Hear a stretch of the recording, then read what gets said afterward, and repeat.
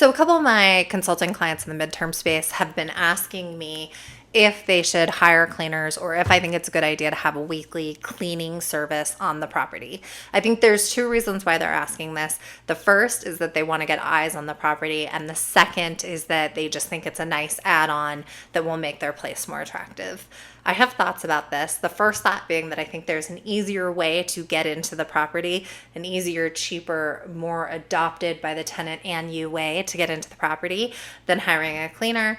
And then the second thing I think is that I don't know that I'm sure it's an add-on for everyone. Now, let me explain this. So there's kind of three reasons why I reject the whole cleaner theory. First is that I'm a clean person. So I know that I can keep my space clean, and I really don't want a mandatory cleaner in there because I think one way or the other that cost gets shifted to me. The second reason why I don't like it is because if I'm not there when the cleaner is there, then someone's in my unit, in my property, around my stuff that I haven't vetted. Even though the majority of the stuff is the landlord's property, I still have some stuff there, some valuables there, and I don't necessarily want someone that I don't know in my unit when I'm not there. And then the third reason is I'm antisocial. So I also don't want to be there when they're there because I actually don't find small talk that fun. So I don't want to be engaging the cleaner all day when I'm trying to do something else. And so I don't want this obligation to talk to a stranger when I don't want it.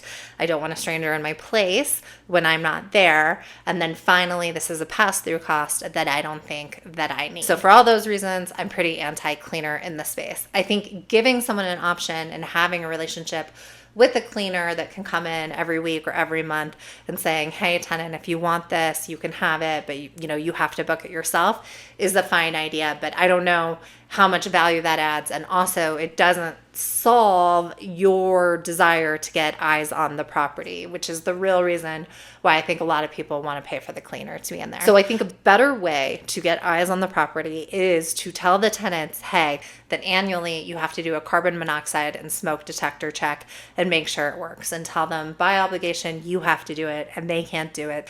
You have to give them at least 24 or 48 hours notice, and then they can be there or not be there depending on what they're comfortable with or what their schedule works with.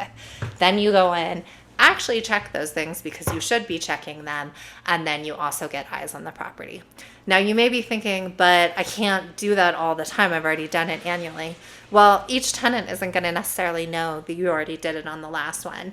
So you can tell a little white lie here and still get into the property, still check something that brings you value as the landlord and the host and protects you, but also get eyes on the property, see how things look, make sure everything's still being taken care of. I don't recommend doing this on rentals of 3 months or less. I really think it's appropriate to go in between guests and or if someone stayed there for 3 months or longer. I do write it in my docs. If you are staying for longer than 6 months, I'm going to come in and look at it. And that's actually in the lease.